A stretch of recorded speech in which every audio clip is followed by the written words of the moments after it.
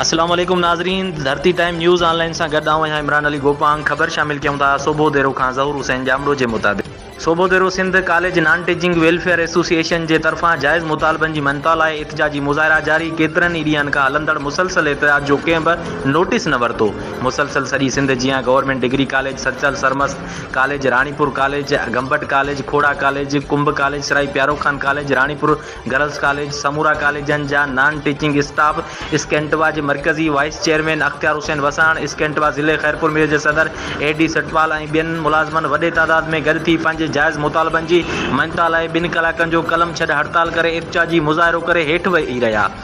Media अॻियां दाहींदे चयो त असां पंहिंजे जायज़ मुतालबन की मनता लाइ केतिरनि ॾींहनि खां एहतजाजी मुज़ाहिरा करे रहिया आहियूं, पर कंहिं बि नोटिस न वरितो आहे। हुननि चयो त असांजा जायज़ मुतालबा आहिनि। नंबर 1 लेब स्टाफ अपग्रेडेशन, नंबर 2 ग्रेड 1 खां 4 ताईं प्रोमोशन मैट्रिक ते कया वञनि। 1 खां 16 ग्रेड सभिनी मुलाज़िमनि खे टाइम स्किल ॾिनो वञे। ग्रेड 1 खां 16 ग्रेड ताईं जे मुलाज़िमनि प्रोमोशन तारीख़ जो ऐलान कयो वञे। जेकॾहिं असां जायज़ मुतालबा तस्लीम न कया विया त असां मजबूरन एहतजाज जो दायरो वसी करे कराची ॾांहुं रुख कंदासीं।